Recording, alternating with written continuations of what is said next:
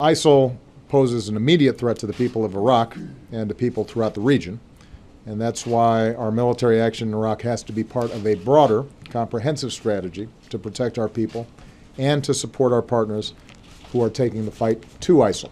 Any successful strategy, though, also needs strong regional partners. I'm encouraged so far that countries in the region, countries that don't always agree on many things, increasingly recognize the primacy of the threat that ISIL poses to all of them.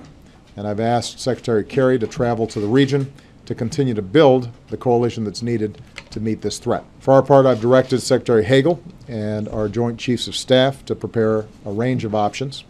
I'll be meeting with my National Security Council again this evening as we continue to develop that strategy. And I've been consulting with members of Congress, and I'll continue to do so in the days ahead. I am confident that as Commander-in-Chief, I have the authorities to engage in the acts that we are conducting currently. As our strategy develops, we will continue to consult with Congress, and I do think that it'll be important for Congress to weigh in, and or that our consultations with Congress continue to develop so that the American people are part of the debate.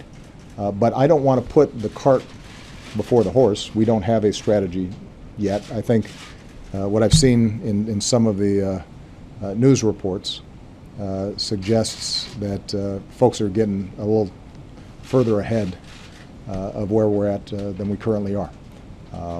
And I think that's not just my assessment, but the assessment of our military as well. We need to make sure that we've got clear plans, that we're developing them. At that point, I will consult with Congress and make sure that their voices are heard.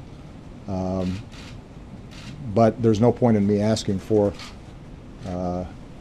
action on the part of Congress before I know exactly what it is that is going to be required for us to get the job done. Last year you said that you believe our democracy is stronger when the president acts with the support of Congress. Yeah. In response to Chuck's question, you said you don't have a strategy yet, but you'll reconsider that going forward. But why didn't you go to Congress before this current round of strikes in Iraq? If you do not believe that that's the case anymore, what you said last year, and throughout your career, you've also said that you've raised concerns with the expansion of powers with the executive. Are you concerned that your recent actions unilaterally have maybe cut against that? No, and here's why. It is not just part of my responsibility, but it is a sacred duty for me as Commander-in-Chief to protect the American people.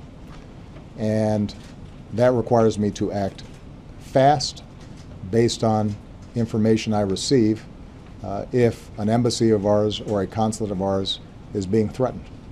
The decisions I made were based on very concrete assessments about the possibility that that Erbil might be overrun in the Kurdish region and that our consulate could be in danger.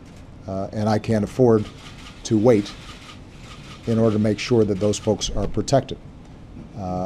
But throughout this process, we've consulted closely with Congress, and the feedback I've gotten from Congress is that we're doing the right thing.